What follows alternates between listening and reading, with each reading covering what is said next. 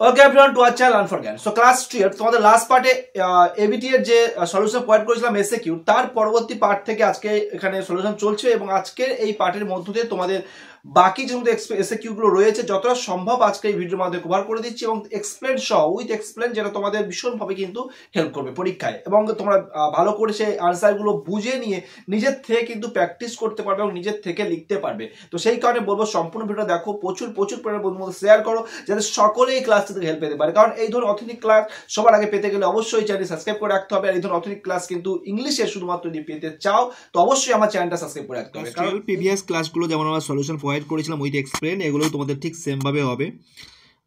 দেখো আমি হচ্ছে ওদিকে আমাদের 122 পেজ পোস্ট করা হয়ে গেছে, বাট 112 পেজটা একটু প্রবলেম, আমি খেয়াল করিনি পেজটা, তার জন্য পরে পেজটা পোস্ট হয়ে গেছিলো লাস্ট ক্লাসে। তো সেই কারণে আজকের 112, 133, 143 উইথ এক্সপ্লেন তোমাদের যেমনভাবে প্রোভাইড করি 3টে করে সেট তার সলিউশন দিয়ে দিচ্ছি। এবং আজকের রাতে তোমাদের জন্য একটা খুব ভাইটাল ক্লাস আসতে চলেছে, সেটাও তোমরা অবশ্যই দেখবে রাত 10টায়। তো দেখো তাহলে পেজ নাম্বার 133 একদম এক্সপ্লেন সহ দেখে নাও, শেয়ার করতে থাকো প্রচুর পরিমাণে, যেমনটা করছো তোমরা বন্ধুর মধ্যে শেয়ার করতে থাকো। আমি দেখতে পাই শেয়ার করছো, তোমরা অবশ্যই শেয়ার করো। আর সাবস্ক্রাইবটা কেউ করছো না, কিন্তু সাবস্ক্রাইব হচ্ছে না, একদম সাবস্ক্রাইব করছে না কেউ, ক্লাস দেখছে হেল্প নিচে চলে যাচ্ছে, কিন্তু সাবস্ক্রাইবটা করো। তোমরা সাবস্ক্রাইব করলে আমার মনোবল বাড়বে আরও ক্লাস প্রোভাইড করার জন্য। তো অবশ্যই সাবস্ক্রাইবটা করো, এটাই request.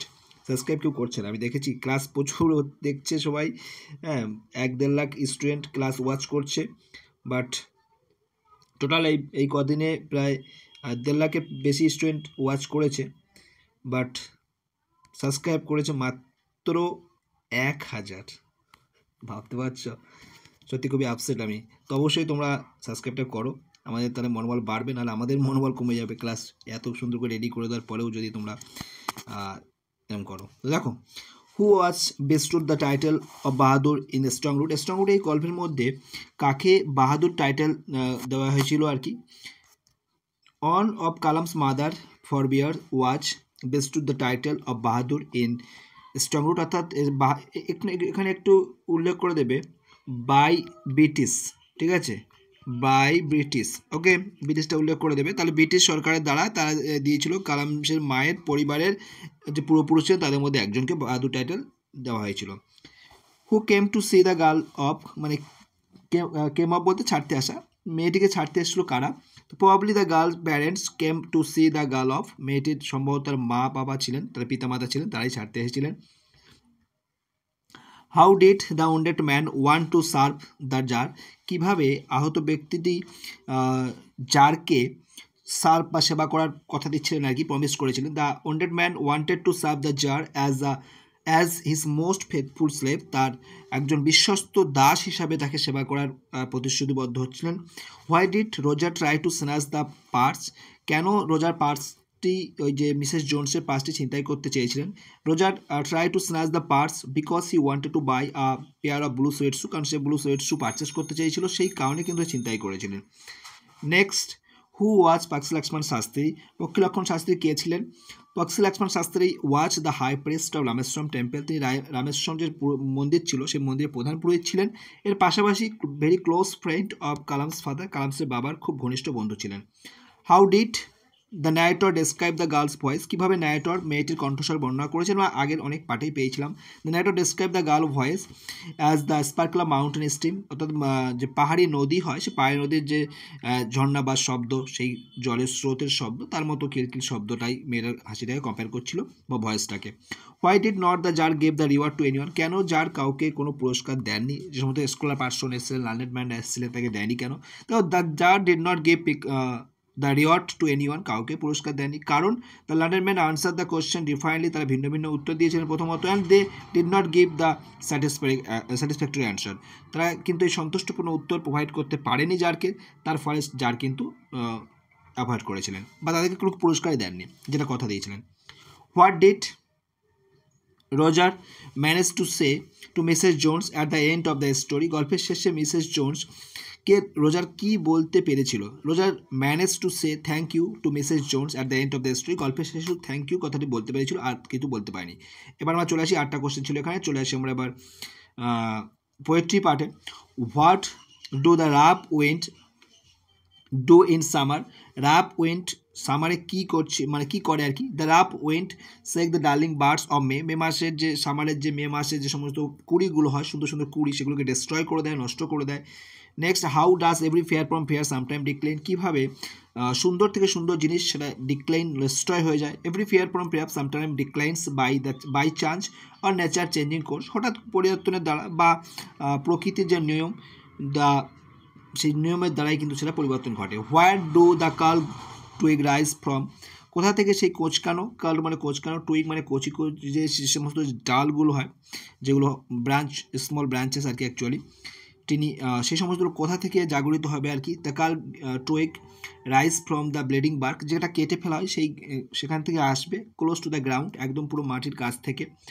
Phrase, what does the phrase bleeding bark signify, bleeding bark কি সিগনিফাই করছে দেখো, ব্লিডিং বার্ক গিয়া প্যাটেলে telling a signify the pain and injury inflicted on the tree, এই ট্রির উপরে যে যন্ত্রণা বা আঘাত করা আছে সেটাকে ফুটে তোলা হচ্ছে তার মধ্য দিয়ে, হোয়েন ইট ইজ ওয়েন্ডেড, যখন সেটা আঘাতপ্রাপ্ত হচ্ছে। এর পাশাপাশি it also symbolise the tree's resilience as it tries to heal and resist destruction, এবং এর পাশাপাশি তার যে জায়গাটা ক্ষতস্থানটাকে আবার সুস্থ করে নেওয়ার যে এটা সেটাকে তুলে ধরা হচ্ছে। When has the frost wrought a silence, কখন তুষার নিস্তব্ধতা সৃষ্টি করে আর কি। The frost has wrought silence on winter evening, উইন্টারে যে সন্ধ্যা সেই সময় একাকিত্ব সন্ধ্যায় তখন কিন্তু তুষার একটা নিস্তব্ধতা তৈরি করে। What does the kid established celebrate in his poem the poetry of earth, কিছু কিছু শব্দ বেরিয়ে আসে, যেমন এস্টাবলিশ বলে দিলাম কারণ এই কোশ্চেনগুলো তো এইসব কোশ্চেনগুলো তো এখান থেকে আসে অটোমেটিক্যালি, সেই জন্য অটোমেটিক্যালি এটা বেরিয়ে এসছে। তো কিছু মনে করো না, ওগুলো জাস্ট এটা পড়িয়ে হ্যাবিচুয়েট হয়ে আছে ওয়ার্ডগুলো, সেই কারণে চলে আসে, আমি দেখিনি এদিকে। তো what does kids celebrate in the poem the poetry of earth, poetry of আর্টে কিডস কোন জিনিসটাকে উপস্থাপন করছে, the kids celebrate the music of earth, অথবা মিউজিক অফ আর্ট লিখতে পারো বা music of nature in the poem the poetry of earth, প্রকৃতির যে সুর বা পৃথিবীর যে সুর সেটাকে কিন্তু তুলে ধরা হচ্ছে। Next, how is the soldier lying in the valley, ভ্যালিতে কীভাবে উপত্যকার মাঝে কীভাবে সোলজারটি সাইত হয়ে আছেন। The soldier is lying in the valley keeping one hand on his breast, একটা হাত তার বুকের উপর রেখেছে, and head on a pillow made of ফানের তৈরি পিলোর মধ্যে তার মাথাটি রয়েছে, অ্যান্ড ফান গাছ আর কি। হিজ মাউথ ওয়াজ ওপেন, এবং তার মুখটা হাঁ হয়ে রয়েছে। নেক্সট আমরা দেখতে পাচ্ছি এখানে, why does the soldier look পেল, কেন সোলজার মুখটি ফ্যাকাশে হয়ে আছে, কারণ সোলজার লুকস পেল বিকজ হি ইজ ডেড, এইটুকু লিখতে পারো, অথবা এটা যদি না লেখো লিখতে পারো he is in his eternal sleep, তিনি চিরন্তন ঘুমে রয়েছেন, যে কোনো একটা লিখবে, কোনো সমস্যা নেই। এবার আমরা যেটা পেজটা মিস হয়ে গেছিলো প্রিভিয়াস পার্টে 112 পেজ, সেই পেজের সলিউশনটা আমি এখানে দিচ্ছি দেখো। What according to Zainulabdeen was the relevance of prayer, জয়নুলাবদিনের মতে, এই কোশ্চেনে কিন্তু আগেও রিপিট হয়েছে বহুবার, তো সেই কারণে সেম আনসার কপি পেস্ট করে দেওয়া হয়েছে। According to Zainulabdeen there was nothing too mysterious, তিনি বলছেন যে এই পেয়ার সম্পর্কে কোনো কিছু রহস্যময়তা বা কোনো কিছু মানে এই যে বিশাল কিছু লুকিয়ে রয়েছে এমন কিছু নয়, but rather pair made a communal of speed between people, মানুষের মধ্যে একটা মনের মিল ঘটাতে পারে, একটা আত্মার সংযোগ ঘটাতে পারে যদি আমরা সেটা মন দিয়ে করি। How could the narrator guess the girl was wearing slipper, কীভাবে ন্যারেটর জানতে পারলেন আইস হ্যাপিতে যে মেয়েটি স্লিপার পরে আছে বা চটি পরে আছে। The narrator could guess that the girl was wearing slipper when he heard the sound of her slipper, যখন স্লিপারের চটির শব্দটা পেয়েছিল তখন তিনি রিয়েলাইজ করেছে বা বুঝতে পেরেছিলেন, যখন তার সেটা তার পায়ে শব্দ হচ্ছিল, আঘাত খাচ্ছিল। Where was the APJ Abdul Kalam born, কোথায় এপিজে আব্দুল কালাম জন্মগ্রহণ করেছিলেন। Kalam was born in Rameswaram যেটা তামিলনাড়ুর অন্তর্গত, into a middle class Tamil family, একটা মধ্যবিত্ত তামিল পরিবারে তিনি কিন্তু জন্মগ্রহণ করেছিলেন। নেক্সট আমরা কোশ্চেন দেখছি, how old was Roger in the story, thank you ma'am. Thank you ma'am যে বালকটি ছিল রোজার, তার বয়স কত ছিল? রোজার ওয়াজ 14 or 15 year old, রোজারের বয়স ছিল 14 অথবা 15 বছর বয়স ছিল তার। আর হাউ ডেট, তারপরে দেখা যায় how did the hermit receive the tsar, কীভাবে হারমিট জারকে রিসিভ করেছেন, মানে যখন ফার্স্ট টাইম সাক্ষাৎ হয়, দ্য হারমিট গ্রহণ করা তার সঙ্গে কীভাবে তাকে সম্বোধন জানিয়েছিলেন আর কি। The hermit receive the tsar with greeting when he went to met him wearing simple cloth, যখন সাধারণ পোশাক পরে তিনি যখন তাকে গিয়েছিলেন তখন তিনি তাকে স্বাগতম জানিয়েছিলেন এবং তারপরে ওনার যে কাজ সেটা তিনি করছিলেন। What was the hermit widely renowned, hermit কী জন্য বিখ্যাত ছিলেন? ভীষণভাবে তিনি বিখ্যাত ছিলেন কেন? The hermit was widely renowned for his wisdom, তার জ্ঞানের জন্য, তার জ্ঞানের জন্য তিনি কিন্তু ভীষণভাবে সর্বত্র কিন্তু তিনি পরিচিত ছিলেন। How are the hill in October in Mussoorie মাসে অক্টোবর মাসে মহীশূরীতে যে হিলটা আছে, পর্বত পাহাড়গুলো কেমন থাকে বা কীরকমভাবে তারা দেখায়? The hills are cover with wild dahlia, বন্য ডালিয়া ফুলে সেটা কিন্তু পুরো আচ্ছাদিত হয়ে থাকে, কভার হয়ে থাকে in October in Mussoorie, October মাসে মহীশূরীতে। তারপরে আমি চলে আসি পোয়েট্রি পার্টে। What does the word crust mean? Crust means কি? The word crust mean top layer of earth, আর্থের যে উপরিভাগ, ভূপৃষ্ঠের যে উপরিভাগ অংশ সেটাকে ক্রাস্ট বলা হচ্ছে। তারপরে নেক্সট আমরা চলে আসি what say the darling bud of May, same আমার কোশ্চেন ঘুরিয়ে দিয়েছে যে কোন জিনিসটা সেই কুড়িগুলোকে, সুন্দর কুড়িগুলোকে একদম কাঁপিয়ে দিয়ে যাচ্ছে, নষ্ট করে যাচ্ছে আর কি। Rough winds shake the darling bud of May, সেই ঝড়ো বাতাস যেগুলো আছে রাফ উইন্ডস সামারের। What kind of sonnet is the poetry of earth? Poetry of earth কী ধরনের সনেট? তোমার সকলেই জানো poetry of earth is the Italian sonnet অথবা পেত্রাকান সনেট। তোমরা লিখতে পারো ইতালিয়ান সনেট অথবা Petrarchan sonnet. Next, what sprout out of lepidocide? Lepidocide means কি? লেপিডাসাইড মিনস বার্ক, ঠিক আছে। এখানে বার্ক যেটা বলা হচ্ছে, সে বার্ক যেটা রাফ বার্ক, যেটা ওপরে যে উস্কো খুস্কো গাছের যে ছালটা থাকে, সেই ছালটার কথা বলা হচ্ছে, এবং সেখান থেকে কি বেরিয়ে আসে? লিপ স্পাউট অফ লেপিডাসাইড, সেখান থেকে মানে পাতাগুলো গজিয়ে ওঠে আস্তে আস্তে আর কি।